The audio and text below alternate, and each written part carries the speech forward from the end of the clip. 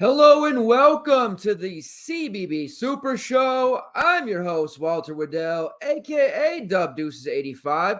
We are on the world famous FTN Network. You know it, you love it. We make you that money. Let's get out a little bit here, get some of that cool stuff in the background out. We are doing it. It's feast week. We are having a fun time. We're having early slates, main slates, late slates, getting ready for that turkey, doing a little bit of college football. There are a ton of opportunities to make money this week. Black Friday already here if you do the shopping thing. It is just going to be a big day of college football for me and, of course, college basketball, too. I don't really have to worry about working that retail gig on Black Friday anymore. Praise be that I don't have to do that. Couple of promotions going on right now. Now, you have the Night Hoops for your first month. That is still going on. Gets you 50% off of any FTN Daily.com package, so you can get a chance to check out what we offer, which is pro sports, esports, college sports. You have written content, you have 4 subs only shows, optimizers, projections, every single kind of tool, gadget, trinket, useful item you can think of, we have it. There's also the FTN Bets promotion. If you use Gravy, that's right, Gravy, Gravy, you get 40% off your first month subscription of FTNBets.com. There is all that goodness that Mike Kutry is providing with his props, already up like 50-something units. The guy's just a psycho with props. You have Mike Randall, the chief content officer of our company and mentor to me, and my just a very solid all-around guy. Who just crushes the betting side, does his 3-4 times a week betting show, access to his content, and there's just a ton of stuff in the trackers each day from every sport there, and there's just a lot of winning going on the FTN network.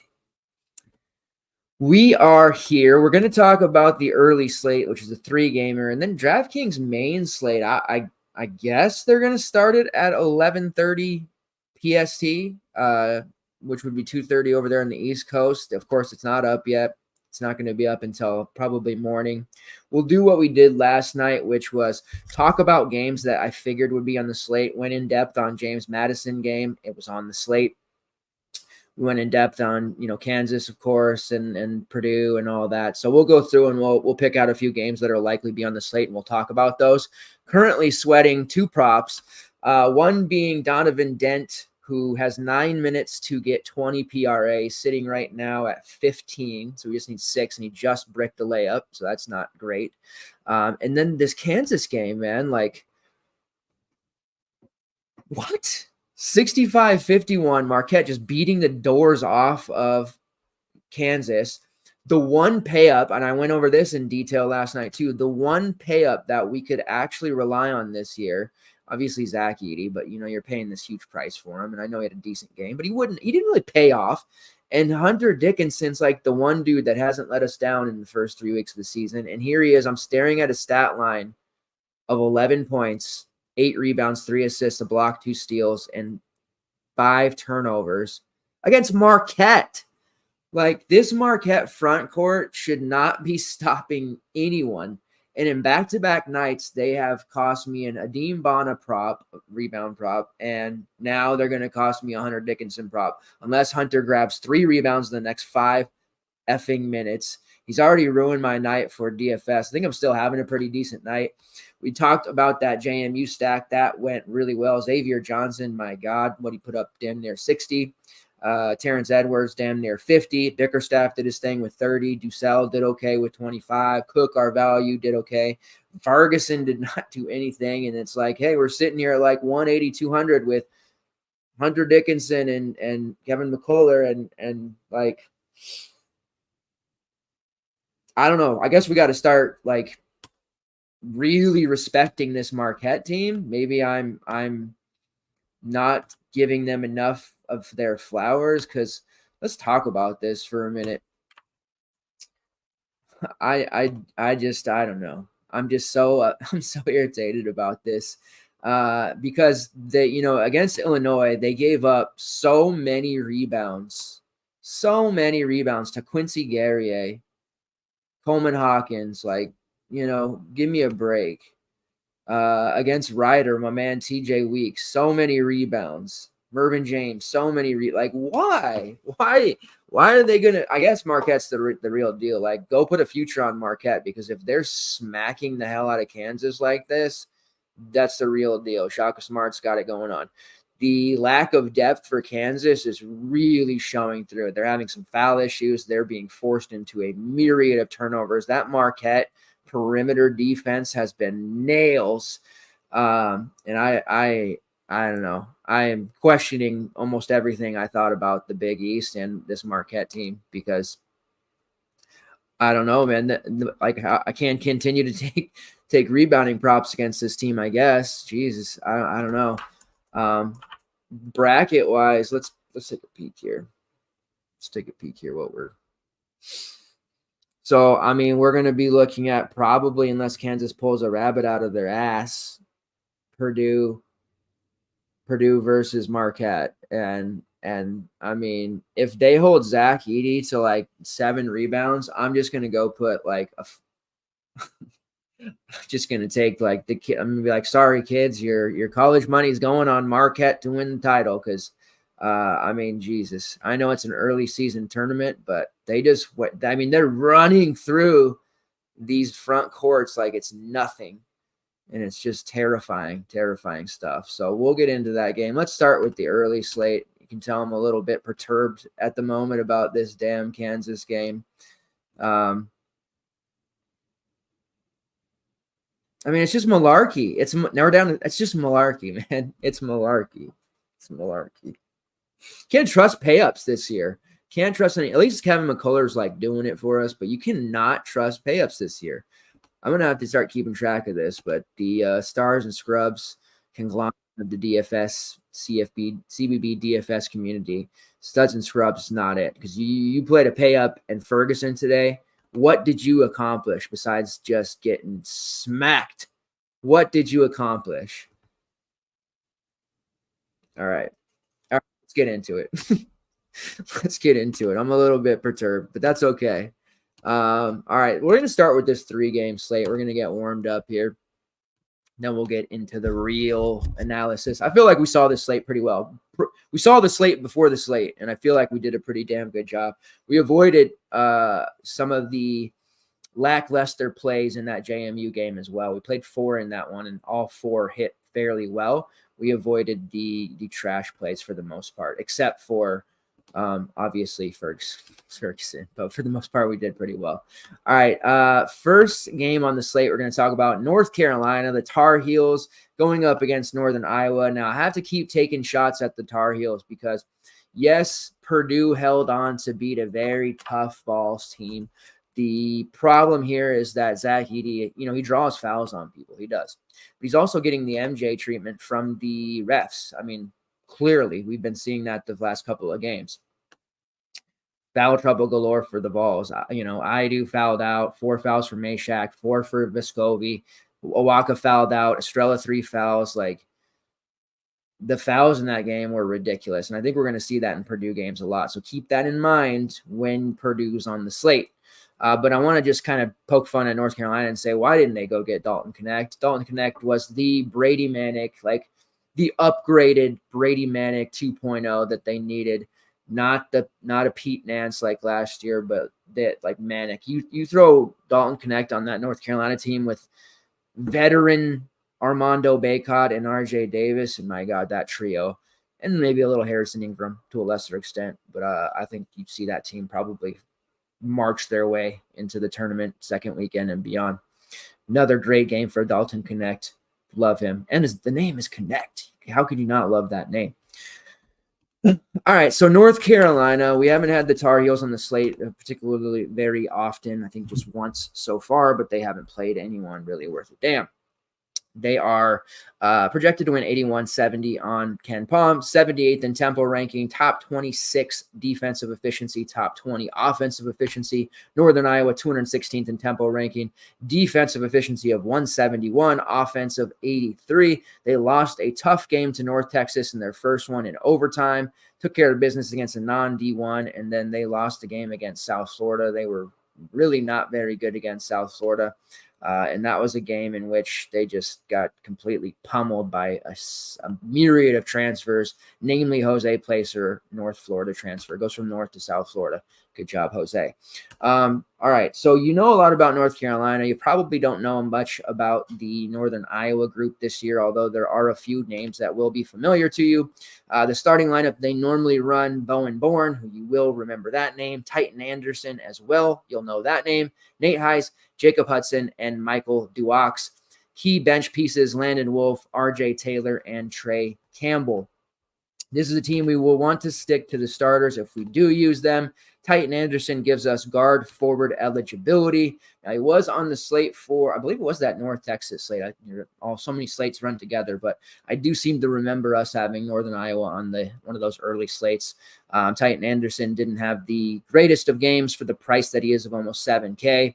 I do think he is a solid option going up against North Carolina. When you look at the rates, he does have a usage rate over 21%, an offensive rebounding rate of 10%, a steal rate of 3.2, and he is drawing 6 fouls per 40. Just kind of okay, though. Not supremely great at 6'8", but he does have that guard forward eligibility, which we like. You do have Bowen Bourne, who is a little bit of a more known commodity. He did not look very good against South Florida.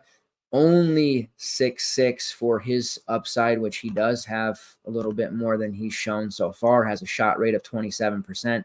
He's only made 2 of his 15 triples so far, so he needs to get right with that. But he is a guy that when this team is humming and scoring, he is a big reason why. Highest usage rate on the team is Jacob Hudson at 26.1%, has a combined rebounding rate of 25%. Now, he is only 4'7". Will he be tasked with, guarding Armando Bacot? That would kind of make sense, right? Playing the 5. He does draw 6.2 fouls per 40. He does get 2.5 fouls per 40, which isn't much. He played for Loyola Chicago the last couple of years before transferring over. He's always had a very high foul rate while he was at Loyola, but he didn't play a ton of minutes. He was a very deep bench piece. He played like 7 minutes. He played 4. He played 9. Sometimes he played 21. So he wasn't really a big piece for them, but he has done very well early on for this Northern Iowa team. He is interesting at 4'7", but you need to realize there is a very good bet that Bacot's just going to stuff the locker, have him sitting with 2 fouls early, have him sitting with 3 fouls early in the second, have him sitting at 4 fouls at the midway second half point, and just really probably ending up doing really, really little. And it's not as if he's like 3-7 or a price where we can just be like, hey, we have to play him. 4-7 to 5. We're seeing a lot of values at that range. They can still do a lot of damage. I mean, we've seen that the last couple of nights. Some of these 4-7 to 5K values can really just jettison your lineup into the junkyard. So you have to be careful. Duox at 5'4". He's actually pretty decent, all things considering. Also comes with guard forward eligibility. Rates-wise, he does not have a lot going there. The other play is Heise at 6'3". He's playing massive minutes in close games, 36 and 41 against South Florida and North Texas. At 6'3", Nate Dogg, definitely the The one that I would probably lean towards, he does play 90.6% of the minutes, top 50, so he's on the floor a lot. They do not take him out very often. He is also struggling. Most players on this team are struggling to find their threes right now. They are not hitting a very high number. They're going to have to shoot their way out of it. Other things that Nate offers us, a defensive rebounding rate of 19.6%, 3.2% steal rate, drawing over 2 fouls per 40, has a shot rate of 24%. You look at it, his game logs, they're relatively attractive. That overtime game against North Texas, 18 shot attempts, 9 rebounds, on his way to 42 fantasy points. South Florida, he followed that up with a pretty solid 24. And even the game against the non-D1, where some guys barely played, he got to play through it 25 minutes, and he really made life painful for them. 13, 5, and 4 on his way to 30. So I do like Nate. I think he's probably the best play for this squad. We don't pay, a massive price at 6'3" there for him, and we don't have to take, maybe an unnecessary risk at 4'7" with Hudson, because I do think people are going to just throw him in thinking, hey, this guy's playing minutes, matchups don't matter, and then you'll see what happens. So be careful with that. North Carolina side, decision to be made, maybe, all of a second. We're seeing 10K, 10.5, 11K for some of these pay-ups. 9.3 for Armando is a pretty damn good price. I think you probably want to try to find a way to get him in there because he's just so safe, right? Like, he's going to score 20 real regardless. Then how many rebounds is going to give us, some blocks, maybe a steal. Maybe he'll hit a 3 like he did in their last game, but 9.3 just seems like a pretty fair price for him. And it's one that I think we can definitely take advantage of. Now, I am a little gun shy right now on actual pay-ups because the bust rate for these guys, man, it feels really high. I'm going to start keeping track of this as much as my memory sometimes things blend together. I can memorize rosters from like 20 years ago for some reason, but can't remember like the honey-do list. But I do want to start tracking the bust rate of some of these pay-ups because it seems like they're really kind of essing the bed. If that's the case, we need to be more aware of that and building a little bit more solid lineups in terms of, hey, instead of going 11K and 3.5, maybe we need to play that 6K, 7K guy, right? Which is kind of how I like to build anyways. But I do love Baycott at that price. RJ Davis feels underpriced at 7.5 as well. Blowout games, he's always going to take a back seat. I think they're just going to, you could really see if you watch Tar Heels games when they do blow teams out, he's really not keeping his foot on the gas. He is taking a ton of shots, but there's an aggressiveness level there with RJ Davis that you see in closer games that maybe you don't see as often in blowouts. So I do think this is a great spot for him as well. You and I should keep it somewhat close, at least, initially. It does probably end up being like a 10 to 15 point game, but that's more than enough to keep these guys on the floor for the majority of their time. Let's look at rates for North Carolina.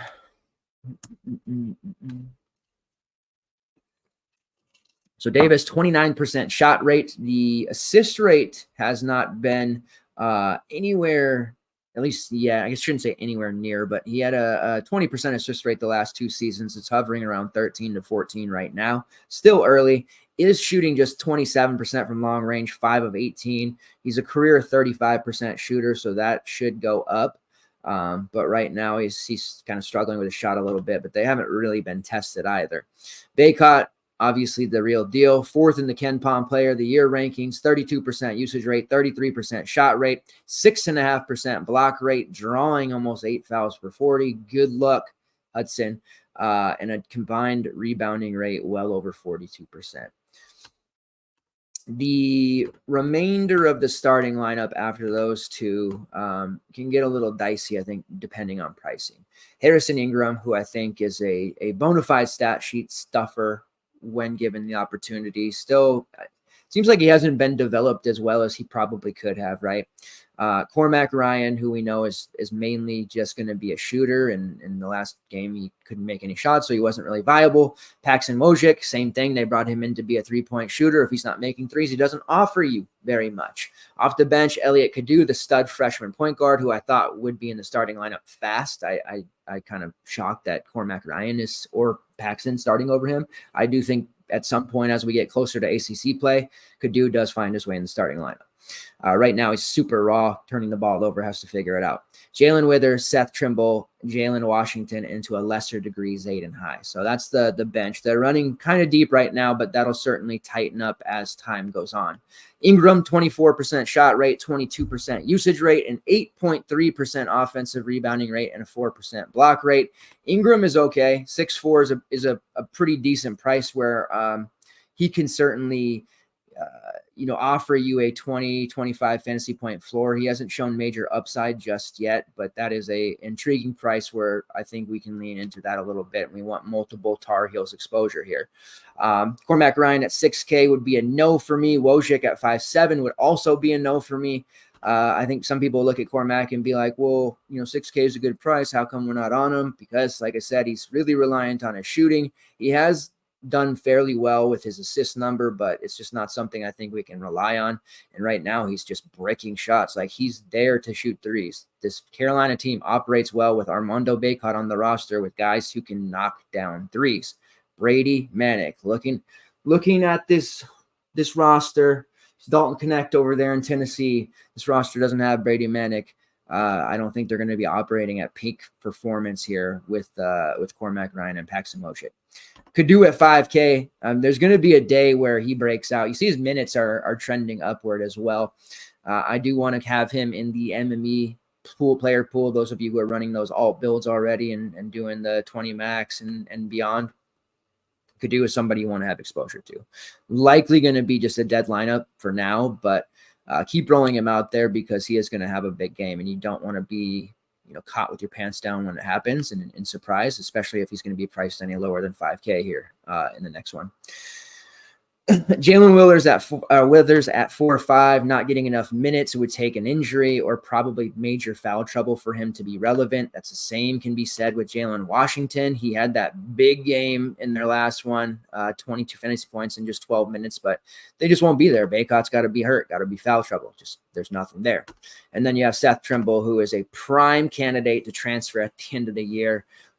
Trimble looked like a guy who had, major upside last year and had to develop further, and it just hasn't panned out for him just yet. He did look pretty decent last game, 5 of 7 from the field, but we just can't use those guys yet. It's really got to stick to the starters, and there may be a shot at Zayden High there at 3.2 just because he can probably get you 3x at that price point, but, certainly having to be a little bit desperate there. That's if you want to try and stuff Isaiah Stevens, Armando Bacot, and Quentin Post in your lineup, which may be the ticket if you can make that work.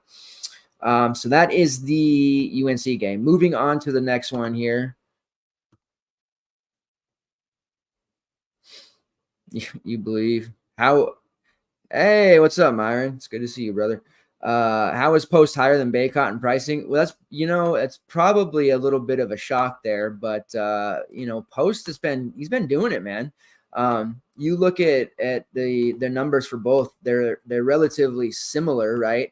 But I think the fact of the matter is that Post put up 260s already in his first 4 games, and that's probably what the DK algo is going on, especially that last game against Harvard. Quentin Post, man, I remember we were playing him at 4.4 like 3 years ago. It's just wild how much improved he's become. Let's check in here with the Kansas game. So Kansas loses. Let me guess here. Oh, good. Dickinson got 0 rebounds in there. So couldn't get 3 more. Same situation as last night with Nadim Bana. It's so awesome. So awesome. Oso Ighodaro, man. I got to put some respect on Oso Ighodoro's name because he is just shutting down the interior players of the other team, and I just can't believe it. I just can't believe it.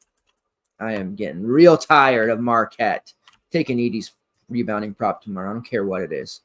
All right. So yeah, Post, man, he's putting up some big numbers, and he has a chance to do that once again here against Colorado State. This is going to be a fun game. Boston College games this year, especially, they've got some pretty nice opponents in their non-con.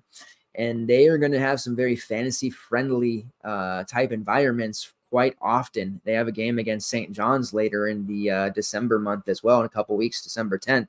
That is going to be super, super fun to watch and, Post is probably going to just detonate against them. They also have a game against Vanderbilt that I don't think they have anyone on their roster that can hold him. But we'll see how this game against Colorado State plays out first. 79-73 is the Ken Pom projection in favor of Boston College. 219th in tempo ranking. Colorado State is 94th, playing a little bit faster. Both teams come into this one at 4-0. The Rams had a blessing in getting Isaiah Stevens back. He has been every bit of good as you would expect him to be coming into what is now his 5th season due to the COVID year. He has come out just blasting. The UMKC game was a blowout early. UMKC kind of started to close the gap late. What I mean by closing the gap is instead of 30, like 20.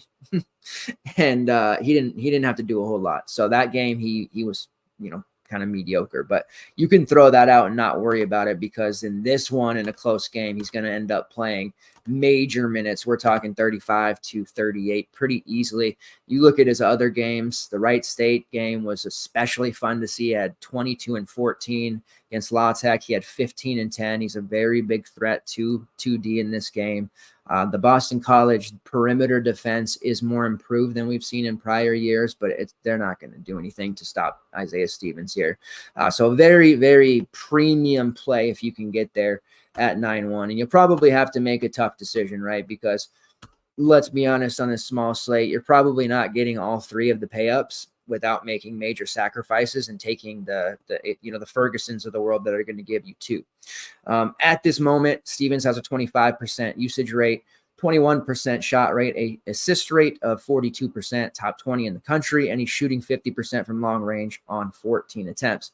Also has a steal rate of 3%. He's going to be able to really handcuff these BC guards, whoever he ends up guarding. I have very little want to roster any BC guards because of Stevens. They did bring in Nick Clifford, who transferred in from Colorado. He has been really good playing next to Isaiah Stevens as a wing. He's top 10 in the country in both true shooting and effective field goal. He's just been bombing, shooting 70% from long range. Now, 13 attempts, obviously that's still pretty light, but it is the 6th best mark in the country right now. Believe it or not, there's actually people out there who are shooting better percentage than him from 3. One being Will Schwetter of Michigan. Bet you didn't know that. 7 or 9 from the field.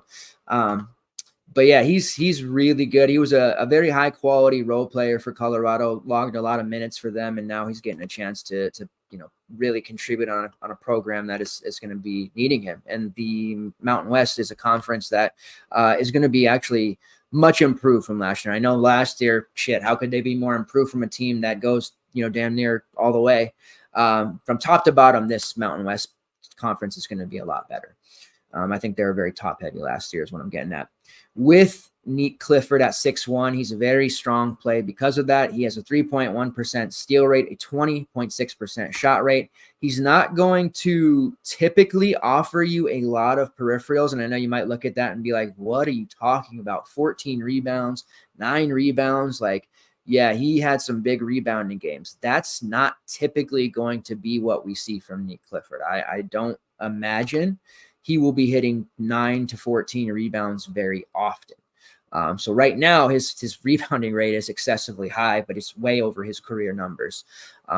He might still, be decent there, but we're not talking about a guy who's going to be averaging more than 7 rebounds a game when the season's over. So I think he is a really solid option, solid look, but he's definitely going to have to continue to be shooting heavy and stay efficient. One of the things that scares me on Clifford is the fact that, 8 for 12, 4 for 8, 5 for 5, he's just been hitting every single shot, and obviously due for some serious regression from that regard. But at 6'1", that price is obviously very appealing and somebody that I think is going to end up being relatively popular on a 3-game slate. But keep in mind for GPPs in large field, if he goes 1 for 5, for example, he doesn't get that volume, it's going to be a problem for sure. The other options here, or at least let's talk about their starting lineup. That seems to be a good thing to do, right? Besides Clifford and Stevens, Patrick Cartier, Josiah Strong, and Joel Scott.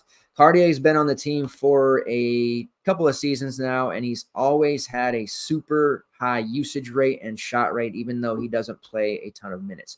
Usually a mid 20-minute role as a starter. The first month of the season last year, he was a bench piece and worked his way into the starting lineup and played right around 25 to 26 minutes. But a chucker when he's out there, and that's continued into the first few games of the season. His shot rate is 29%. His usage rate is 25%. He's shooting 46% from long range and has an assist rate of 25%, which is way out of character for him. So you have Clifford rebounding like crazy above his career average, and you have Cartier dropping a million dimes, which is way out of his career average. So these guys are shooting super efficient. They're also doing bigger numbers and stats and categories that they normally don't. So something with this Colorado State team is going to give very, very soon. It would be so, unsurprising if it was on an actual DFS slate where, hey, this Colorado State team's humming right along. What could possibly stop them? Oh, I know, being on a DFS slate where they're 70% owned and they go 2x. So just maybe be a little bit wise, give yourself an out. If it seems like people are going to stack Colorado State, and I would imagine they are, just try to maybe give yourself a little bit of, uniqueness with your builds here, because there's going to be a ton of overlap. What I mean by that is maybe not play Clifford and Cartier together, because I feel real bad about that because of how efficient they've been. Joel Scott at 7.6. That might be a tough one. He's been really quite good as well. He does have some foul issues. That would be one concern there with Joel Scott. Now, he's going to have to take turns and be take turns with the other front court defenders, but he's going to be the primary one that's going to have to be on Quinton Post. Now, Scott is drawing 8.1 fouls per 40. He's about 6'8", though. Looking at the front court of Boston College, mainly Quinton Post, he's a 7-footer. He's not at the super high foul rate this year. He's not also drawing a high number of fouls so far. He's pretty much right on his career number of drawing 4 fouls per 40, being called for 3.5 fouls per 40. So a lot of that is because Post has been hanging out on the 3-point line a lot too. So Scott may be okay, and Post may not be okay, depending on if Scott is going to be trying to work into him at all. But again, it's a 7-footer versus 6'8" guy. Be smart for Post to bang into him and vice versa.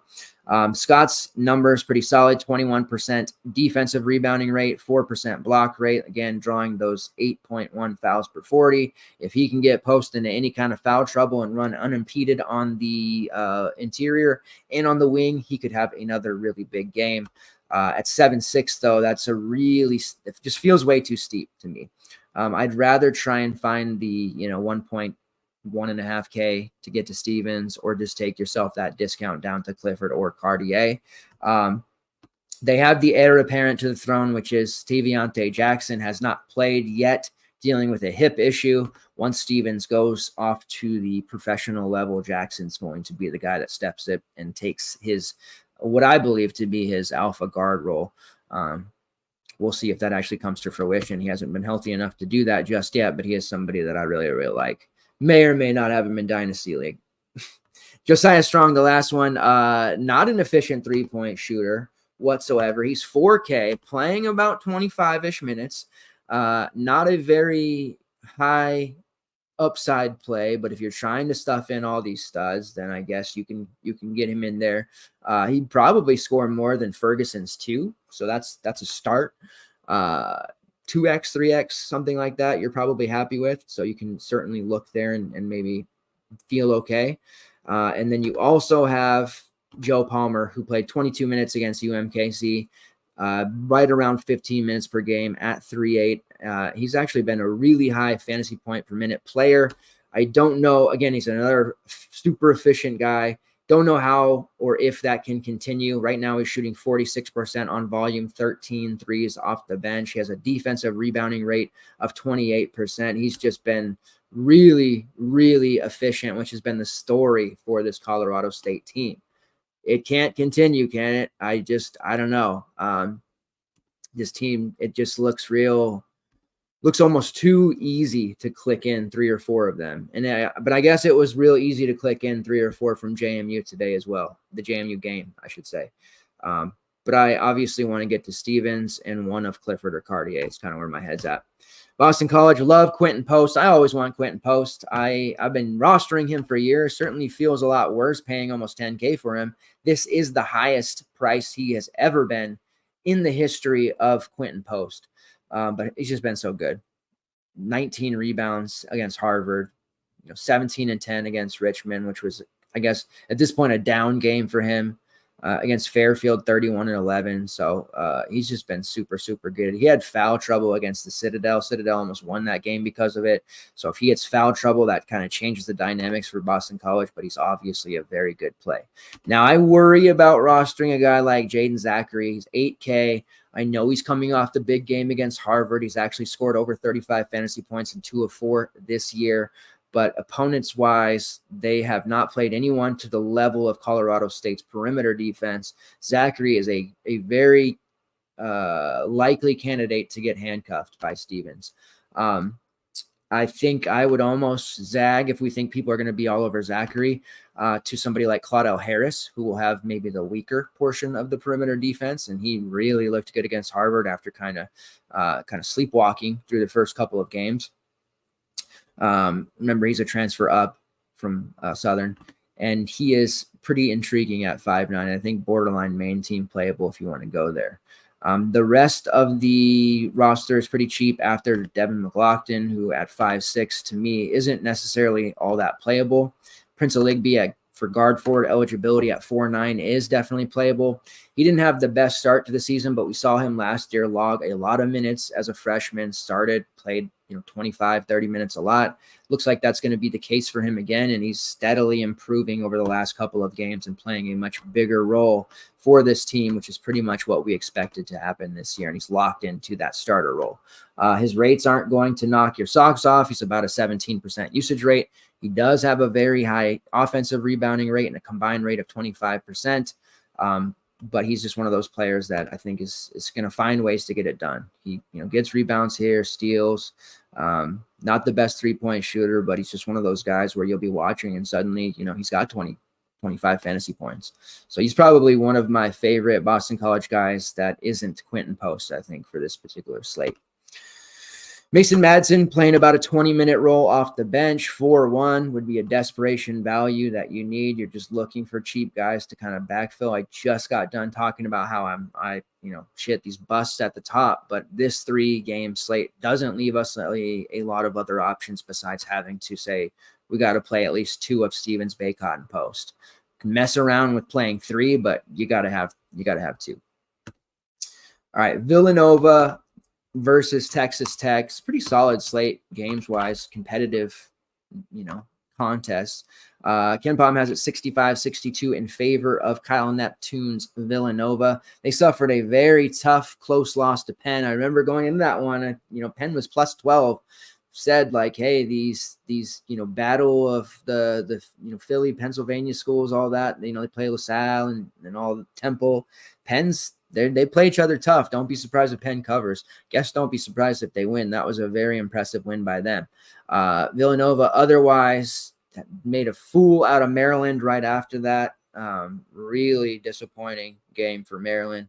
I think against Texas Tech, we'll see a little bit more of a competitive, hard-fought game. Texas Tech certainly won't lay down the way that Maryland did. Villanova 46th in defensive efficiency, 18th in offense. They're playing at the 344th slowest tempo, not great. 272nd tempo ranking for Texas Tech. Starting with Villanova in the starting lineup, they have a bunch of new faces, right? Justin Morris back, which is great. TJ Bamba, Eric Dixon, Mark Armstrong, Tyler Burton. Then they bring Jordan Longino, Lance Ware, Brennan Housen, and Hakeem Hart off the bench.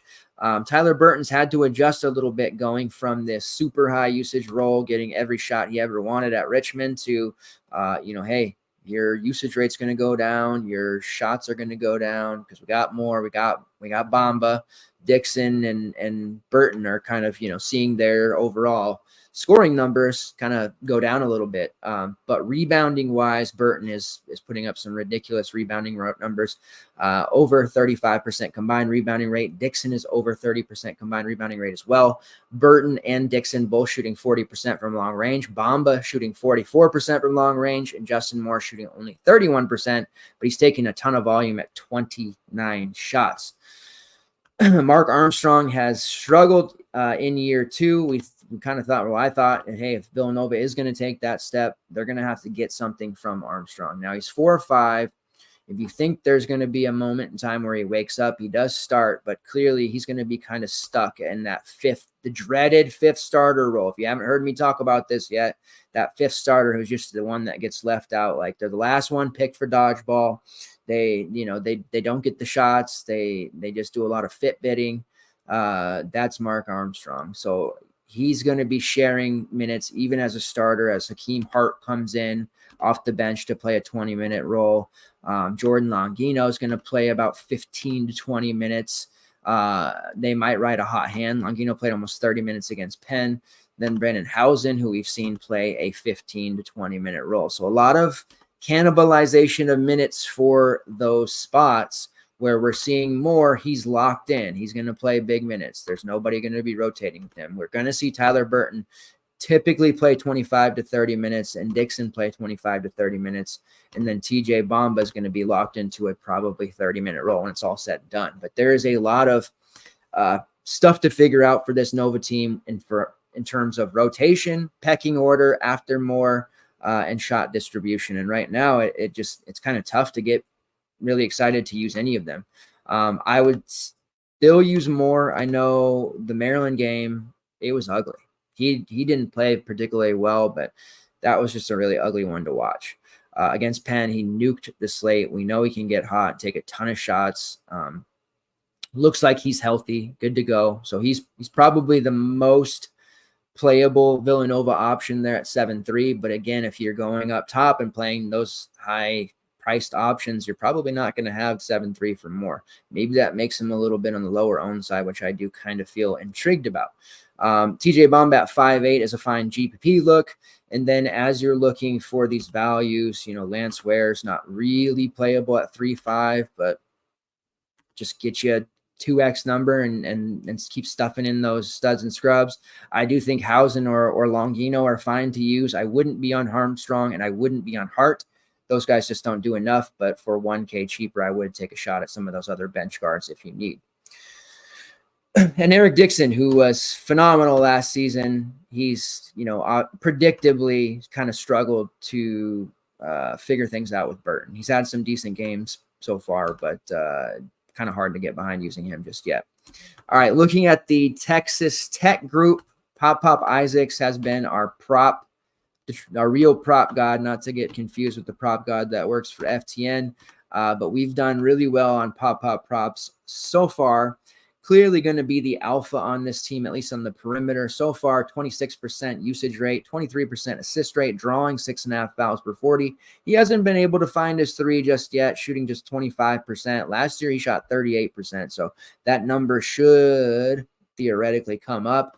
But you've seen he's been taking a ton of shots, getting to the foul line, contributing in all categories. They haven't played too many competitive games. I know if you look at the score, like the Texas A&M Corpus Christi game, they won by 9, but I don't think that was ever really in doubt when you watch that one.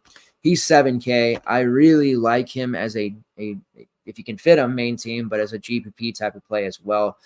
People aren't going to think that he possesses the kind of upside to be a GPP type winner, but he absolutely does. A game like this against Villanova, which is going to be their first true competitive, could go either way game, and he's going to have to play way more than what you saw in that last game. Don't be surprised if he plays 36, 37 minutes. They're going to need him out there a lot. In their starting lineup, the rest of the group, you're going to be seeing Joe Toussaint, Joey T, Darian Williams, Warren Washington, and Devin Cambridge. So they're working with a ton of new players as well. Darian Williams, of course, comes in from Nevada. So far for him, he has a Really strong combined rebounding rate, over 32%, knocking down about 30% of his threes.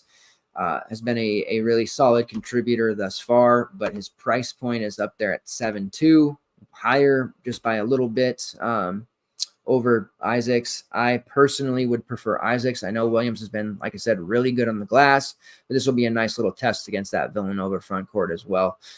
Certainly don't mind if you want to go there for him, but like I said, I prefer Pop myself. Warren Washington at 7-1. I know he was good in their last one. I think that's probably an overpay at this point. Need him to come down a little bit. Joey T at 5.2. Now he's going to be able to make sense as a main team option because you're going to be in that 4.5 to 5.5 range to try and fill out some of your other roster spots. We know he's locked into a 30-plus minute role. He has taken 8+ shots in each of his first 3 games. Looking at his other rates, right around 22% shot rate. Hasn't been making his threes very well, much like Isaacs, only 16% on 12 attempts. Does draw 4 fouls per 40 and has just overall done a pretty solid job running the offense. Hasn't translated, statistically speaking, just yet, but he is definitely a guy at 5.2 I would be okay using. Much more than Mark Armstrong, honestly. Devin Cambridge comes over there from ASU. Obviously, he's 5K, kind of stuck in a low 20s role, so he's not particularly exciting to me. And then you have bench pieces like Chance McMullen, who is actually pretty decent at 5.5, at least for GPPs. He has been playing off the bench a pretty big role, mid-20s. Lamar Washington, a solid guard off the bench, 4.2K, played 30 minutes in their last game. Typically going to be in this like low to mid-20s role.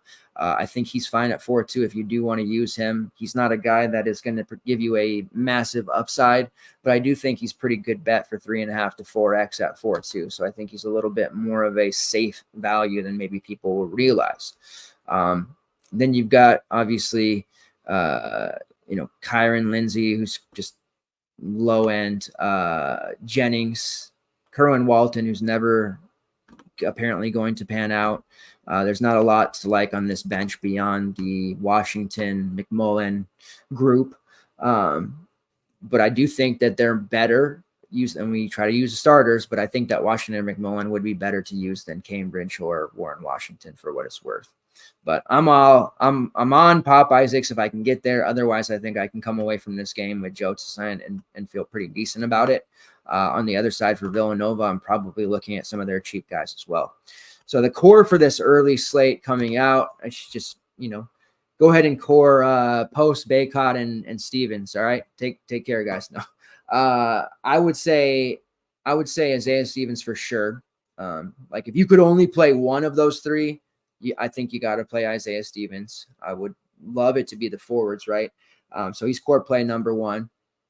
I think it makes a lot of sense to play Neat Clifford. I know I'm like waiting for a bust from him, but I do think he would be core play number 2, which gives us 2 from Colorado State, which, I did say, let's be careful about the stack from Colorado State, but looking into the slate, I don't know that we have any other choice. And then the third core would be Joey T from Texas Tech. I think he just falls into a price point that makes a lot of sense. You look at the options around them, like Elliot Kadu, who we like, but he's not a main team play. Trey Campbell from UNI, no. Duox at 5.4, no. Chance McMillan on the same team's not a starter, no. Patrick Cartier we like, but I'm not going to core 3 Colorado State guys. So Joey T at 5.2 just makes sense because of his minutes, his price point, and I do think he will put up over 20 fantasy points on this slate. So that's the early slate. Let's get it on out of here. Move it to the left, in the box to the left. But yeah, it's good to see you guys, man. Good to see you guys hanging out. I always say I'll answer one NFL question per show because I know people just assume every show on FTN is an NFL show, so they just come in here and ask that. So need to drop. It's a show tradition. Need to drop one for likely. Lost A-Rich and Andrews this season. Damn, injuries, man. Got McBride. Yeah, McBride. I got him in the FTN staff league. Need to drop one. Okay. Pollard. I don't know. I guess I'm just not I guess that's not an NFL brain. I don't know what you're asking. You got to drop one of those guys? Damn. Spears, I guess, or Herbert. I had the Chicago Bears running back situation. I mean, that just seems dreadful, but there. Sorry, man. I wish I could help you more, but the amount of football I watch at the pro level nowadays is pretty low. There's Johnny telling me he's sick. That's about Hunter Dickinson, by the way. Yeah, I'm pretty sick too, man. Thanks for letting me. Thanks for the reassurance. All right, let's look at the schedule for tomorrow so we can talk about some of those games, and then we'll get out of here early. It's going to be a much more condensed slate.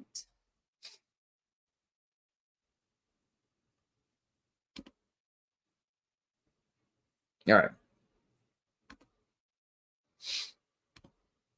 So it says it's going to start for me at 11:30. For you, I just assume everyone that watches is on the East Coast. 2:30. So let's look at the schedule. We were right on the JMU game. We were right on. So Kansas, Tennessee, right? That's going to be a good one. That's probably where the slate starts then, Kansas, Tennessee. I don't know that it starts with Grambling State, Sam Houston State, although that would be a fun one. So Kansas, Tennessee, Mississippi Temple, Creighton, Loyola, Chicago. I got to talk about Loyola, Chicago in a minute, by the way. Michigan, Memphis, Purdue, Marquette, Virginia, West Virginia, maybe SIU, New Mexico State. That would be dope. Georgia Tech and Cincinnati if they go super late. And then there's a Baylor, Oregon State game. There's a lot to choose from. They could actually make a big slate. I kind of makes me worried. I wonder if the main slate's going to still be later, and that slate that they've got listed at 11:30 is going to be like a midday thing. You know what I'm saying? So let's start with the Tennessee-Kansas game. Already, Ken Palm has it 72-71 in favor of Tennessee. I do not think Tennessee will win. I doubt we have line. Do we have lines on that game already? Let's see. I would certainly be betting Kansas in that spot. No way they're going to lose another one back to back.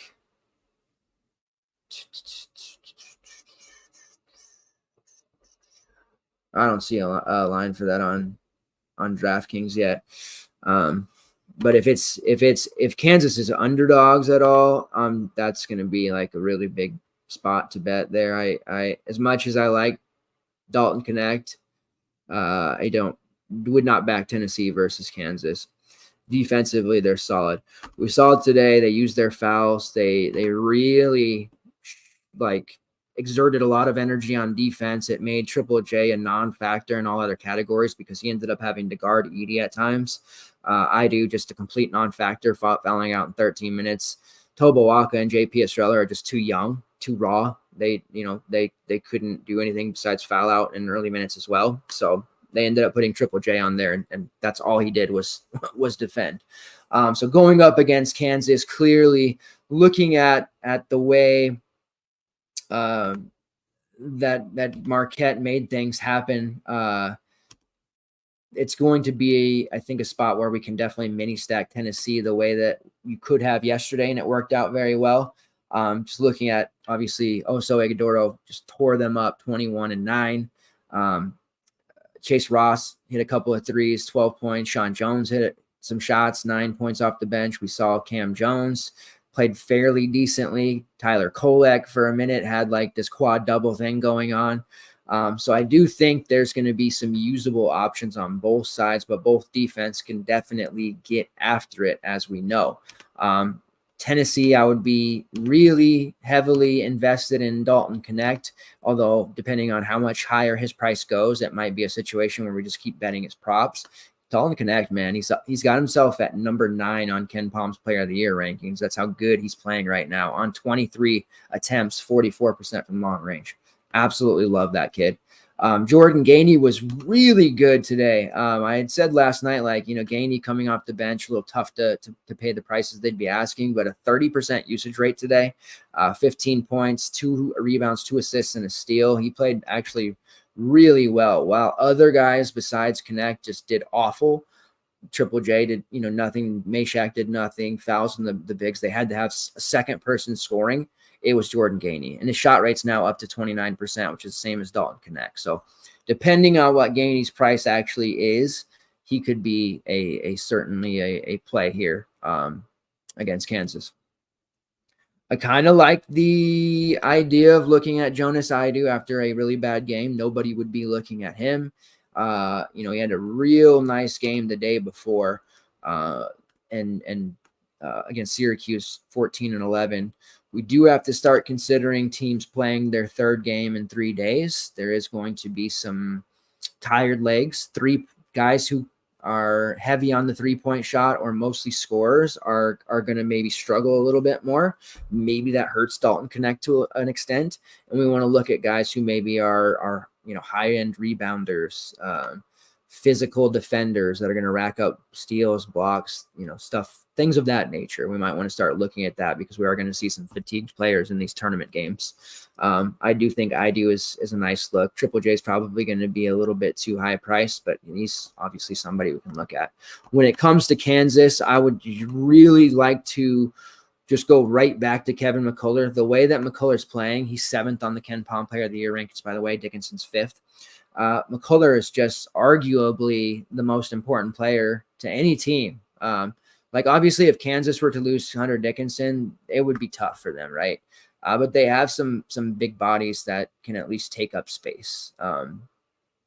Whether that's the freshman Johnny Furphy, Parker Brown for a bit. Not saying that either of those guys would be able to do what Hunter Dickinson does, but they do have some bodies who can help out. And they played small with KJ Adams at the 5 a bunch last year too, right?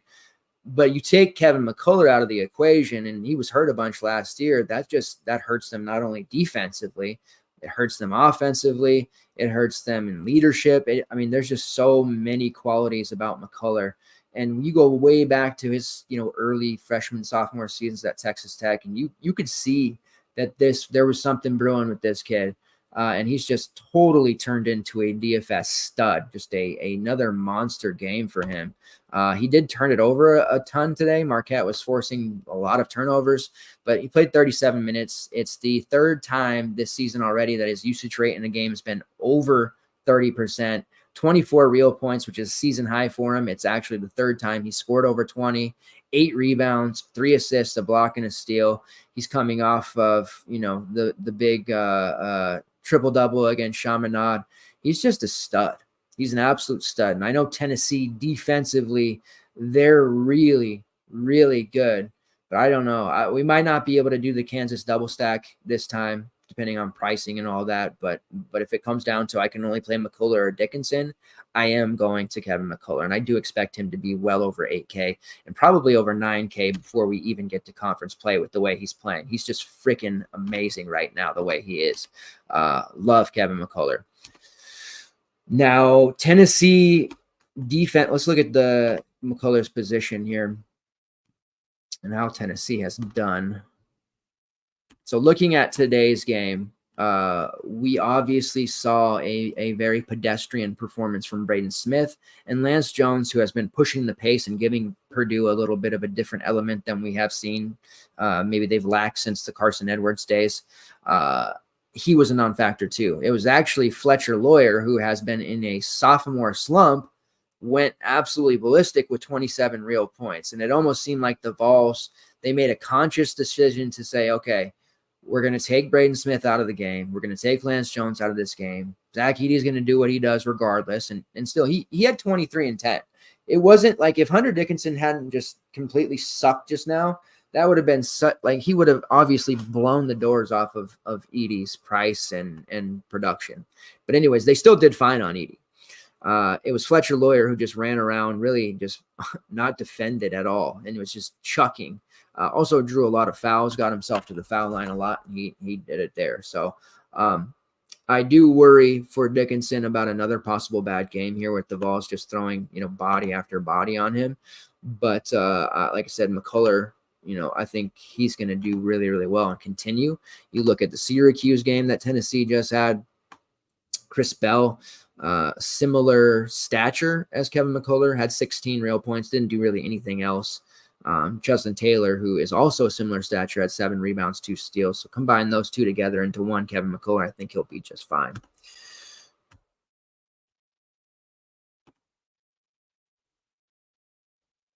All right. Looks like, what's this?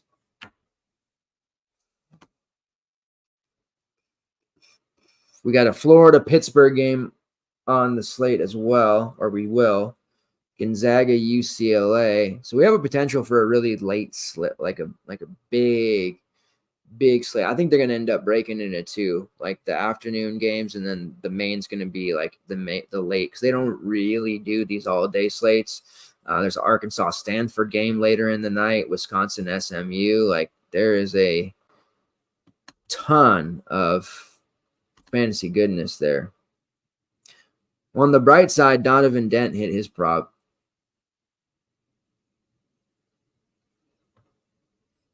So that's good. All right. So wow, we could have a really nice slate. Let's pick out a few more games to talk about here. JMU and Fresno State, they may have that. Like, we have the potential. The Canes, Nebraska. This is going to be a big day of hoops heading into Thanksgiving.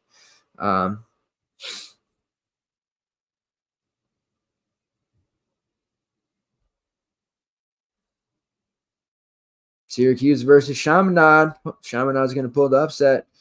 All right, let's talk about this here Virginia-West Virginia game. Virginia 61-55 per Ken Palm. We know they're going to play extraordinarily slow. They have a very good defense. West Virginia not playing too fast either, 337th in Temple ranking. Now, Virginia is coming off a very putrid performance against Wisconsin. I did not expect to see them lose that much to the Badgers, who's a team that hasn't looked like world beaters by any means. The entire team outside of Reese Beekman was awful. Beekman had 17, 4, and 7. Hit his PRA, by the way. So really looking at this, it's a great matchup for them because West Virginia, they're generally going to be terrible all season long. That SMU game where SMU just beat them 70-58, like Chucky Harris was a really obvious option for shooting. I know he didn't end up having the best game, but he hit his 3-point prop. Zurich Phelps had a big game, 17 and 12. Ambrose Hilton had 10 points. Like, this is just going to be a team in West Virginia that we're going to be able to confidently stack against, I think, a lot this year. You can even look back to the Missouri State game that did us so well with Chance Moore, Alston Mason, guys like that. Now, we're not going to stack up Virginia necessarily because there's not going to be enough upside there. Reese Beekman, if he's under 8K, though, we certainly want to look at him. He's clearly the leader of the team. He's taking more shots, which is what we always wanted for him. His peripheral stats are very strong. He's going to have a ton of assists. He's going to contribute in rebounding. It's just those other options, right? Ryan Dunn, whose price continues to balloon. Blake Buchanan, who's been a cheap starter, although he only played 14 minutes in that last game. Isaac McNeely came back. He's relatively cheap. It's interesting that he played 33 minutes in that game. So he's somebody we can look at. Low upside because he is just focused on shooting. He's not going to give us a lot of other statistics. And then Dante Harris, Leon Bont, Jake Groves, those guys off the bench don't offer a lot either. Andrew Rohde playing a lot of empty minutes out there for defense. He was the kid who put up some ridiculously strong stats as a freshman for St. Thomas, but he's predictably taken a step back as he's learned the Virginia system and playing upper tier competition. So it would be Ryan Dunn, whose price is probably going to be over 7K, Reese Beekman, or a Isaac McNeely value. And I think Beekman just probably the guy that you'd want to play in a game like this until we see some others from Virginia where they're going to be a little more consistent or I don't know, scoring more than 40 points, which I know you might sit there and be like, Virginia's never going to do that, but they do. They got to work it out. Now, one thing in the past that has worked well for us, and DVP is a big thing, matchups. I'm always talking about that. The DVP against Virginia in the past couple of seasons, believe it or not, has been targeting bigs against them. People generally refuse to believe that. All last year, when we did highlight a center front court player against Virginia, they were always sub 10%. Like, nobody wants to get involved with Virginia games. Low totals, get away.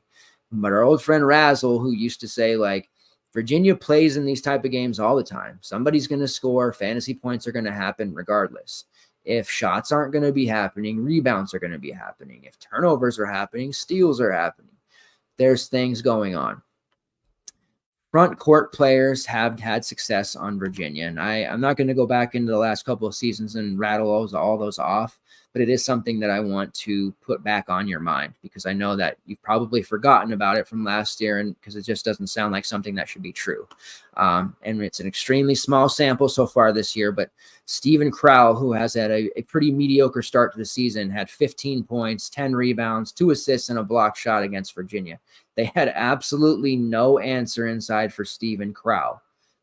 How many times do you think you're going to hear me say that this year, that they being whatever team Wisconsin plays, didn't have an answer for Steven Crowell? 3? Once? This is probably the only time I'm ever going to say that this year. So just put that into perspective that, okay, wow. So that's one game. You're right. It's one game.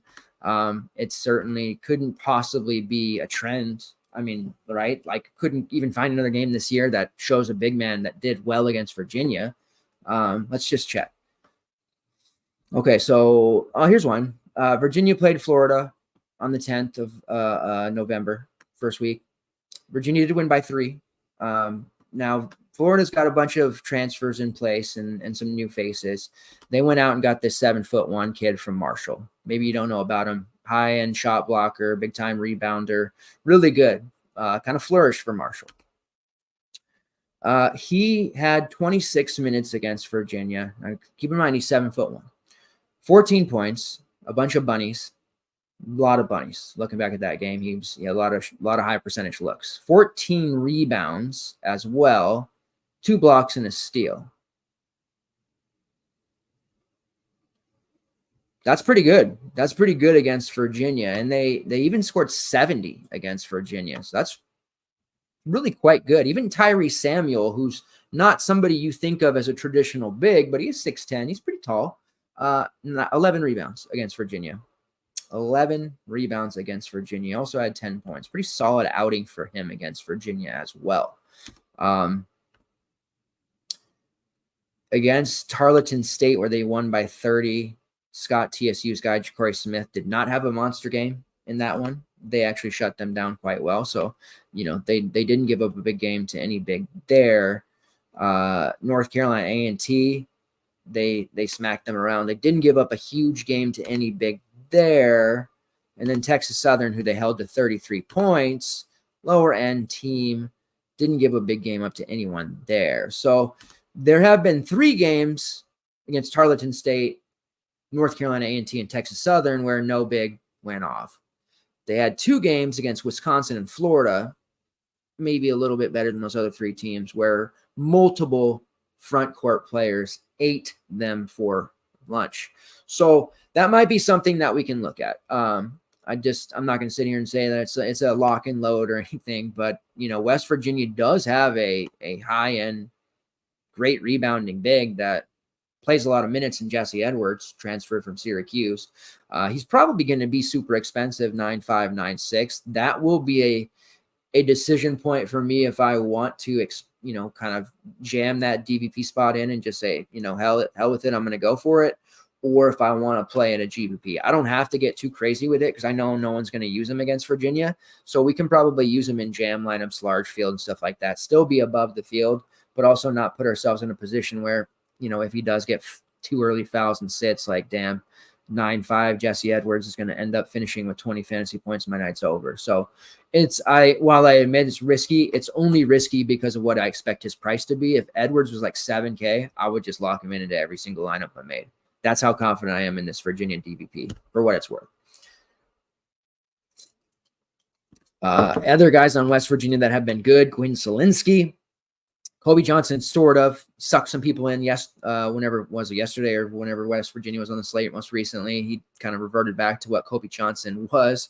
Still a good play. Quinn Selinsky has been very good. 24% usage rate, 24% shot rate, shooting 44% from long range. Only problem is his price continues to creep up as well. This tighter DK pricing, I love it, but it definitely makes for some tough decisions that you have to make on guys who maybe ordinarily you would have rostered without blinking an eye, and now you really can't do that. We have the rematch between Gonzaga and UCLA. I say rematch because they've had some classic battles over the years.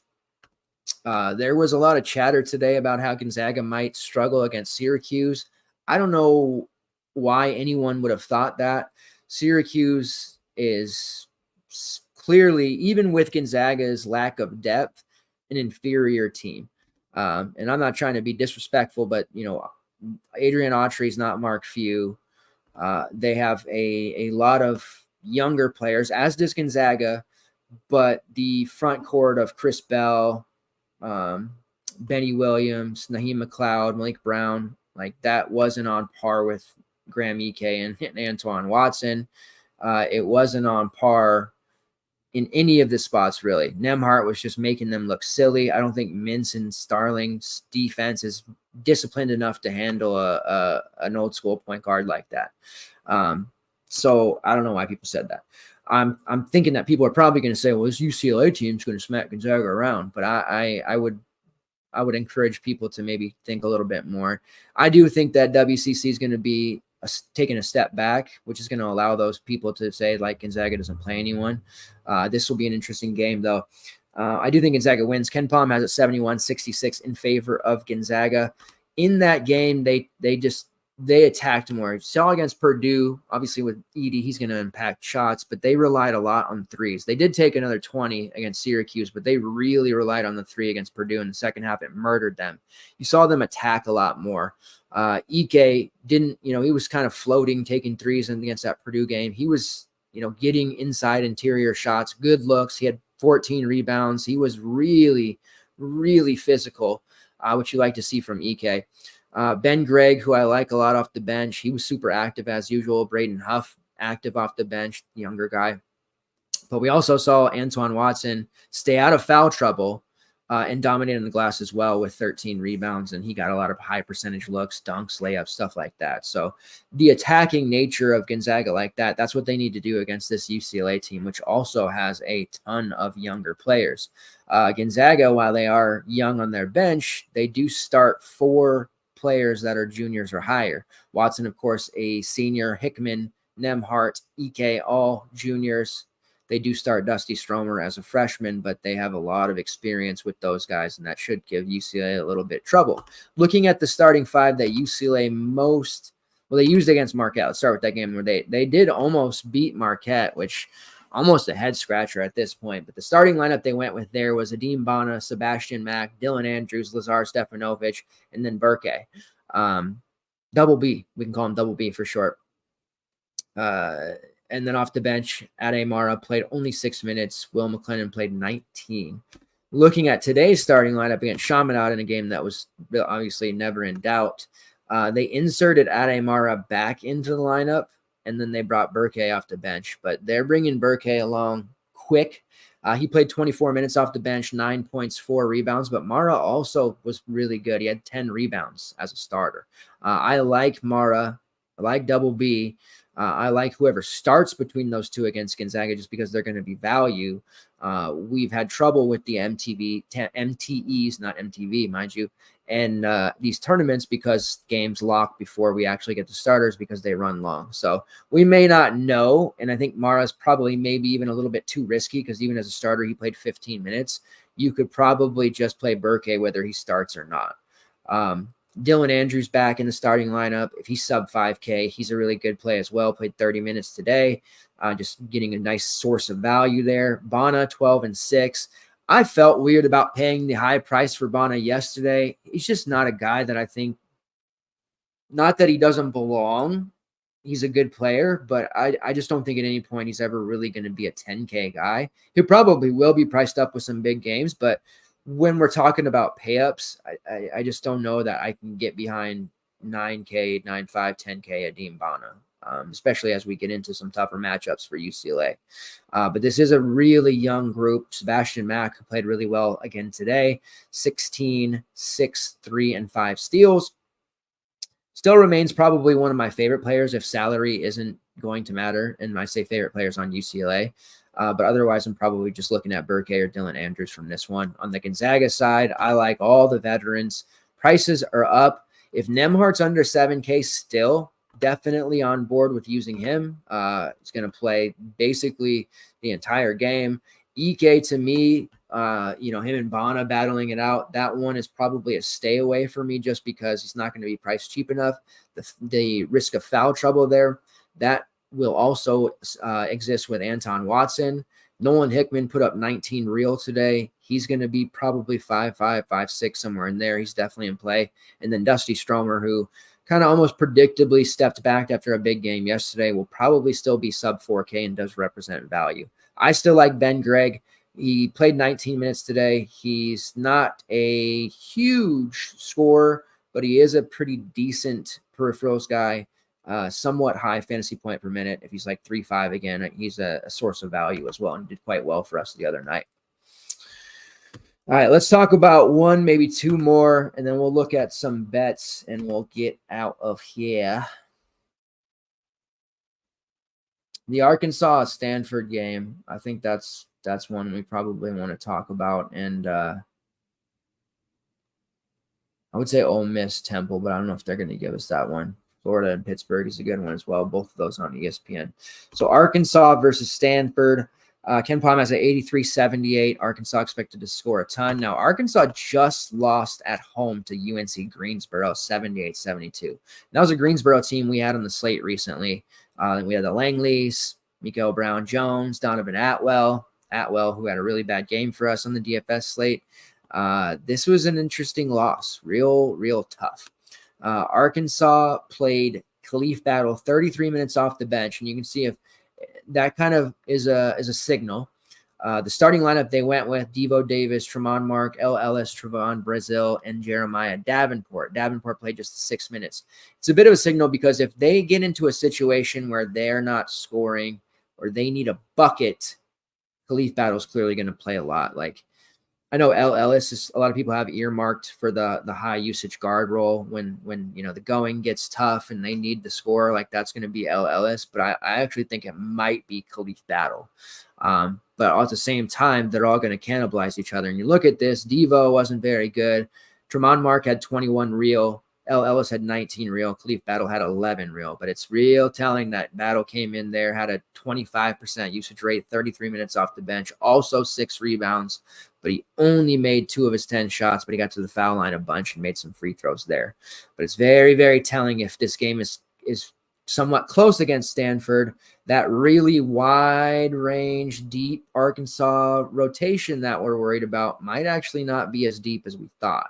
Layden Blocker, Joseph Pinion, Mekhi Mitchell, like, they're just not going to get minutes in close games. Maybe they will eventually, or you know how Musselman does. He'll flip the script and he'll play somebody one game, 25 minutes, and he'll be like, oh, wow, we can play him now. And then he'll play 3 minutes the next game. Those guys, and you can add Chandler Lawson to that group. That's kind of the risk that you have with those guys. You can play Battle. You can play Ellis. You can play Devo. Devo's on the floor for the entire game. But the most viable DFS option is going to remain Trevon Brazil until his price corrects, and we'll see if it does. But sub 6K, he's just kind of an auto lock, honestly, because of his ability to fill up a box score.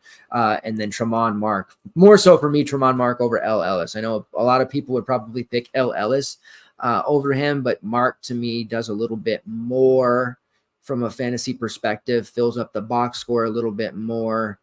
more minutes, more reliable, better defender. All these things get him on the court a little bit longer. So we'll see how the pricing shakes out. But Mark, definitely, Trevon Brazil, definitely two of those guys would be on a lot. Brazil, 9% block rate, 20% defensive rebounding rate, making 45% of his 11 triples. His usage and shot rate aren't going to put him, very highly up, but he does enough in other categories. And as long as he's not priced at like 9K, we can definitely use him. And we remember Brazil was a pretty big scorer last year before his injuries as well. Tremont Mark, 28% shot rate. Also, that is the highest on the team, making 39% of his threes on 13 attempts. Love Tremont Mark, especially if we can get him at a relatively cheap price. Speaking like sub 6K. Can't quite remember if it was him or Battle, but one of those guys was super cheap next to Brazil a couple of Arkansas slates ago. Stanford side, we haven't had much Stanford, but if you've been paying attention at all, this is a team that has been relatively solid in terms of fantasy totals. They put up 88 against Cal State, 91 against Sac State. They did lose to Santa Clara 89-77, but then they hung 95 on Eastern Washington. So this offense is much improved from what we've seen in the past couple of seasons. Jared Haas is a lot like Mike Hopkins. He doesn't coach very well. He's not good at scouting. He's not good at in-game adjustments. He's only really good at recruiting. And he continues to bring in strong players. Their offensive efficiency is top 30 in the country right now. Early, of course, 58th tempo ranking. Brings in a Jared Bynum from Providence. The story on him. Can be a high-scoring, Mighty Mouse type guard. Can also, make a fantastic entry pass. Has a 42% assist rate so far. The Frenchman Maxime Reynaud, who is a 7-footer, has had a massive start to the season, 31% usage rate, 30% shot rate. He has a combined rebounding rate of 34%, a block rate of 5.5%, and drawing 5 fouls per 40. He has been putting up some really nice games. Santa Clara in that loss, 26-7. He had 23-15 against Northridge, 14-7 against Sac State, 14-7 against Eastern Washington. His usage rate in all of those games has been a minimum of 30%. So he is doing a lot as a starter. Brandon Angel, who has been injured and missed a couple of games already, which is unfortunate, but he looks primed. As long as he can shake off whatever his ailment has cost him the last 2 games, he's primed for a big season, I think. And he's not going to, or he shouldn't be priced too highly. And he never usually was last year. But as a starter in the first 2 games prior to having to sit out, 33 and 27 minutes, 18-7, 18-5, 3 blocks in that first game against Northridge. I always said Brandon Angel deserves more minutes, and it looks like once he gets healthy, hopefully, he's finally going to get that. The starting 5 that they rolled with in their most recent game, Michael Jones, still around, Andrei Stojakovic, who was Peja's son, Jared Bynum, the Frenchman Maxime Reynaud, and Max Miro. Off the bench was James Keefe, Benny Geeler, and Ryan Agarwal. They recruit well. They bring in talent from the portal. I mean, Haas he needs a guy. It's amazing to me that he hasn't brought in an assistant that can help him with the in-game adjustments. Stojakovic is as you can imagine, much like Pop, a gunner from long range, 9 of 21, so right around 43%. Now, he didn't start the first 2 games. Came off the bench, played 21 and 26 minutes. First game, very raw, didn't play well. Got a little bit more confident, hit a pair of threes, had 12 points, 5 rebounds in that second game. With Angel out the last 2 games, he slid into the starting lineup, played 29 minutes. His usage rate went up in both, had 18 points in both, hit a total of 6 threes in his 2 starts. Much more confident already. I think Stojakovic is going to be quite good. I don't know that he did enough in his first couple of games for the DK algorithm to price him out, so I am interested to see where he might be priced. I am very interested in him against Arkansas. Jared Bynum is Jared Bynum. Like I said, we know what he's going to do. He's a guy who can take over games. We saw that for him with the Friars for a few years. Very good passer. He can rack it up with the efficiency that Stanford has played with so far. Depending on a price for him, he's solid. I do feel like the based off other transfers prices, he's probably going to be like 7K, 7.5. Don't have a lot of interest at that price, but he's okay. Maxime Reynaud, I want to see what his price is, but obviously a tough to fill forward spot. I know Arkansas has the bodies to throw at him, but he's just been really good so far. But we have to keep in mind he hasn't played anyone to the level of Arkansas just yet. Michael Jones, I don't have a lot of interest in him. He's typically going to be reliant on his shooting. I know he had that really massive non-con like first week last year, and everybody's like, oh my God, how good is this guy? And we're like, and he was just kind of the rest of the season. Max Murrell is a no. James Keefe's okay off the bench, and I guess Benny Geeler if we think he's going to play 20 plus minutes. But without seeing the pricing there for Stanford, it obviously makes it a little bit tougher for me.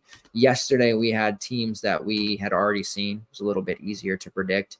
Not so much here this time.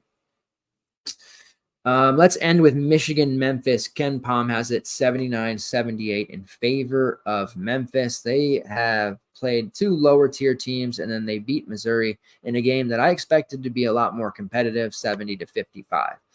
Memphis playing at a tempo top 20 in the country, defensive efficiency 34, offensive efficiency 38. Penny Hardaway, Penny, they've done this. I mean, he's already been there. Jesus, this is 6th year. They start fast and then they tend to fade. And remember, like everybody was hyped, like his recruiting class. Oh my God, it's so amazing. I love Penny Hardaway. I don't have the jersey up, but I got the old school, like black pinstripe Orlando Magic jersey that him and Shaq during those teams. Like I love Penny Hardaway, the player, not so much the coach. So they tend to do this. They start fast. This will be a good litmus test against a Michigan team that they should probably beat, but it's tough to say if they actually will, right? The starting lineup that we can expect from Memphis, and unfortunately DeAndre Williams, who is 27 years old, got his final waiver attempt declined, so he will not play this year. Sad, but probably for the best. Javon Quinterly, David Jones, Jaquan Walton, Caleb Mills, and Jordan Brown. A completely different starting five from last year. They just totally retooled through the transfer portal. Also brought in Nick Jourdain, who is a pretty solid player for Temple, hasn't quite worked out as a player here, and Jalon Young, who also is a transfer coming in from UCF. So they've got talent on this team. The Alabama State game was a blowout, so there was a lot of spread out minutes there. We can look to the Missouri game, and that one they started Dandridge and Jourdain instead of Brown and Mills, and then the game after that they switched. Now, even though Caleb Mills didn't start in the Missouri game, he played 33 minutes, and we can expect Caleb Mills to continue to play a high minute role for this team, and expect especially if he's going to start. So we'll see what price comes out for him. At FSU is a higher price guy, typically right around 6K, 7K on good days, would be over 8K on after big games. David Jones had a real nice statistical output for DePaul, sometimes okay for St. John's. We'll see what we actually get out of him. I feel like he's going to be overpriced. Really would look at Javon Quinterly, who was cheap on the first Memphis slate. We know the drill and the story with Javon Quinterly. He can break a slate or he can absolutely break your lineup. Games where he just disappears and you're like, what is this? Then he comes out and he looks like MJ. Like the guy's range of outcomes are so wide, it's almost sickening. You never really know what you're going to get with Quinterly at times, but as a starter playing 34 minutes, obviously going to be a big play. And I don't think he comes out as like 7, 8K. He's probably going to be still under 6K, which is going to make him a very popular play regardless of who they play. Quinterly typically is, when cheap, a very chalky option. But just remember, over the years, he has terrorized our lineups in bad ways. But if you get him right, it's a damn good shot of endorphins. I'm interested in Jaquan Walton. Walton's price on that first Memphis slate, I seem to remember being on the high side, which made me uncomfortable. I wouldn't be jumping in to roster him at a massive 8K or something like that, but he is a guy that I think will end up being truly one of the more important players to this Memphis program, but that might not necessarily translate to actual fantasy goodness. Really, Quinterly and Caleb Mills are the two that I would be looking at here. Maybe David Jones, and the starting lineup will certainly matter. He may end up kind of rotating through Jourdain, Dandridge, Jordan Brown. Brown as a starter is interesting, but I think it's pretty clear, regardless of who starts, Jordan and Brown and Dangerous are going to rotate minutes at the 4 and the 5, which kind of just makes them lower end options. Michigan side, Oliver Imqua, as expected, has been fantastic for the Wolverines. He's putting up some really, really strong numbers, and he's hitting threes early on. They're going to put a big focus on him, much like they did on Hunter Dickinson. And I kind of knew this when he transferred to Tennessee, like, wow, it's a great fit for him. He's going to be featured. He's going to get a lot of opportunities to just drill teams. In that loss to Long Beach State, he played 38 minutes, 22 points, 11 rebounds, 4 assists, 2 steals. Down game to St. John's, where he had 9 and 7, but you go to the Youngstown State, 17 and 10. He had 25 and 7 against Asheville. This is just going to be a real good opportunity to see just how good he actually is, because he's been beating up on some lower tier teams, right? St. John's had a front court that could definitely stop him to a degree, and he didn't look as good. Long Beach State didn't, and he looked very good. So we'll see where we actually stand with him. I have a feeling he's probably going to be priced a little bit too high. We might want to just look to Doug McDaniel, who has been absolutely fantastic in his sophomore season. Really could see McDaniel playing his way into a first-round draft pick at this rate. Probably going to play every minute of the game. He scored 20-plus real points in 3 of his first 4, 6-plus assists in 3 of his first 4, 3-plus rebounds in 3 of his first 4, and 2 steals in 2 of his first 4. So he's contributing at a high mark across the board. Usage rate, shot rate, both high. Assist rate high. 42% from long range on 30 attempts. 86% free throw shooter on 2-point field goals. 65%. He's been hyper efficient to this point. Like Terrence Williams, typically looking at Terrence Williams props like 16.5, 17.5 PRA has been very good for us. Is playing as a starter 35 minutes in back-to-back games, so he's getting a ton of minutes depending on what price point we see there. Somebody to definitely look at. Terrace Reed has been a solid value for the past year and a half. Now he's a starter, but he's locked into a low 20 minutes role. I don't think he's ever really going to play more than that. Fouls are definitely an issue for him, but he hasn't actually been in foul trouble that much. Long Beach State, he had 3, but it wasn't as if he had to sit with those like at any point. So I just think that's going to be the case to where he's probably 20, 25 minute guy. You have a piece like Trey Jackson, who's coming off the bench, playing about 20 minutes per game, had a big game against Long Beach State. Hard to probably trust him. And then the Murray Burnett, who I've loved for years, can never stay healthy, finally healthy, 4 straight starts.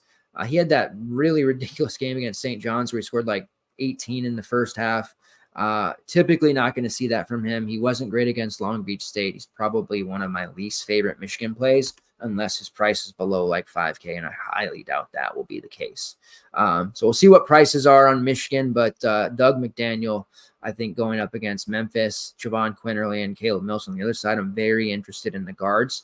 I think this is the type of game that plays out in such a way where the guard play matters, the guard play dictates, and at the end of the game, we're going to have a free throw shooting contest. Mills, Quinterly, Doug McDaniel, those are the guys that you want to have in a scenario like that. All right, so that wraps up basically the slate with what we have to work on, or work with, rather. Expect a article out for the whatever the main slate ends up being. Like, I don't know that they start the main slate that early. That would probably be unusual, but there's games all day long and all night long tomorrow. So we'll see how that actually shakes out. But we will have content in the Discord and a main slate write-up up on the FTN site for sure. Let's look at PrizePicks real quick, and then we'll head out of here.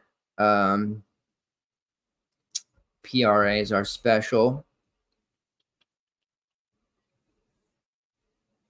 So Nate Heisey at 15.5 PRA against UNC. Points, rebounds, assists. Like the over there. That's an early morning play if you need one. That is certainly intriguing. Pop Isaac's PRA sitting there at 18.5 against Nova. I like the over there. I'm very high on Pop. He's going to be getting majority of his stats from points and assists, but 18.5 is just too low. That's not giving him any respect.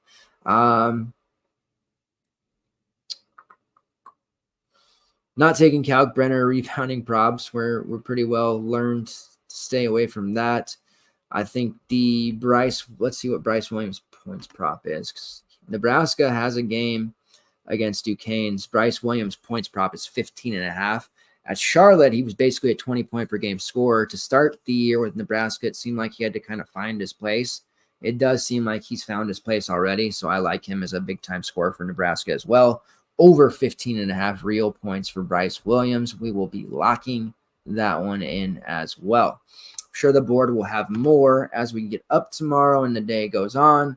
Looking at player combos on DK that are up for tomorrow already.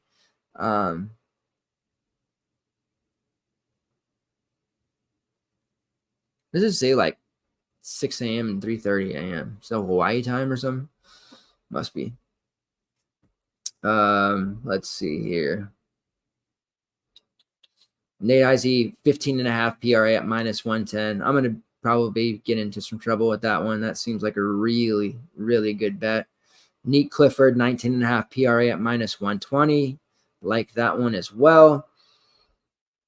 Pop Isaacs, 18.5 on DK. At Flanagan, let's talk about Ole Miss real quick versus Temple.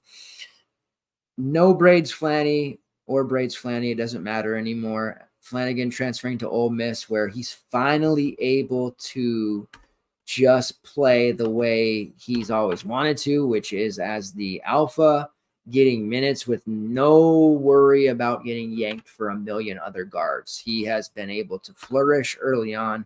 Now they've played Sam Houston State, Eastern Washington, Detroit Mercy. Like they haven't played anyone, and I admit that. But he's only able to play who's in front of him, right?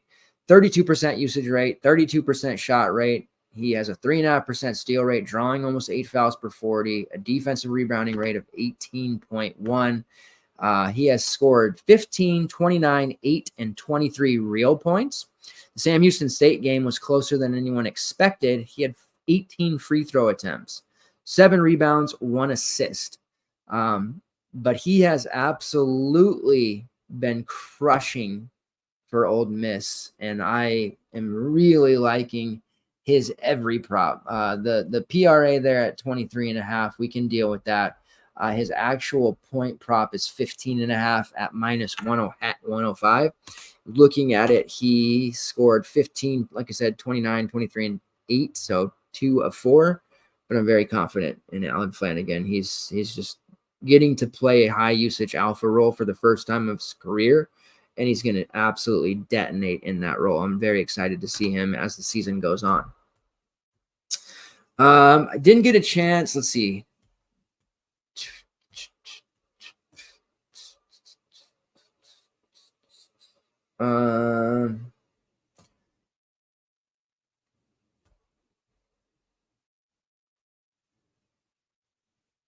Cam Carter, 14.5 points. That's advantageous. There's just a lot of games.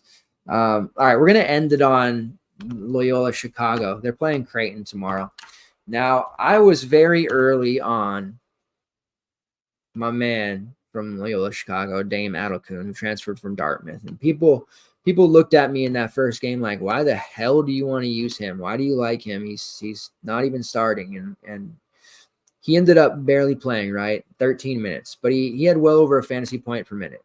But looking at it, it's like, why isn't Coach Valentine playing this guy? Why isn't he starting? If he's not going to start, why isn't he playing 25 minutes? Like, he's literally going to be the best player on this team if he gets minutes. The very next game, he plays 12 minutes, but he has 8 points, 2 rebounds, and assists on a block in 12 minutes. Makes all 4 of his shots. Okay. They win pretty handily against Eastern Illinois. They lose a close one at home to Illinois Chicago that they should never lose. Like, borderline embarrassing. They have Isaiah Rivera on that Illinois Chicago team, which is a Colorado State transfer, and Toby Okane, who is a Duquesne's transfer. But they shouldn't probably be losing that game. They play Adelkun 9 minutes, 3 points, nothing else. But they didn't get much of anything from anyone. It's like, why aren't they playing this guy? So finally, on Saturday, Loyola Chicago plays New Orleans. New Orleans pushes them, but that's besides the point. They finally start him because Alston could not go. They start Dame Adelkun. Must have pained Valentine to do that. He only plays him 21 minutes as a starter. His usage rate is 40%. He scores 22 real points, 11 rebounds, and 3 blocks. Mic drop on Dame Adelkun, please. Play that kid 30-plus minutes, you imbecile. I just don't even get why he doesn't play him more. But that was the game I needed to see from Dame Adelkun to be like, hello. He deserves more minutes. Philip Alston missed that game, played 9 minutes, 18. Don't know the extent of what his status is going to be.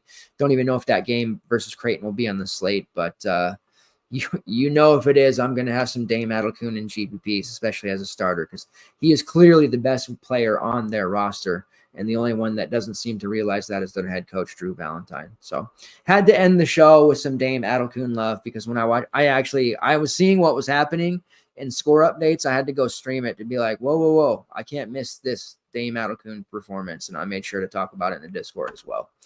All right, appreciate everybody who continues to support the show. Make sure you hit the like button there. Support it if you're watching live or on demand. Questions, comments, shares, all of that are much appreciated. Helps the show get seen and continue to churn out episodes. Now, tomorrow we will be back. It will be the CFB edition of the show with myself and Jake Kuchek. We will be covering the Friday massive slate, transpiring the after Thanksgiving Black Friday slate. A lot of fun there. And then I will be taking a break on Thanksgiving. We will be providing no content whatsoever in terms of shows. There is usually some games, and there would probably be Discord plays if that's the case. We are hosting Thanksgiving this year, so just not going to be around very much. Friday night, the next version of CBB Supershow will transpire, covering the Saturday games, and then I'll be back Saturday morning for the Q&A edition of the CFB Supershow. We're almost at the end of the line when it comes to CFB regular season. Then we'll be into bowl games. It is crazy how fast the season's gone. Once again, I appreciate everybody who continues to support the show. We'll be back tomorrow night to cover the college football slate on Friday. Take care, guys. Get some rest. See you all in the morning.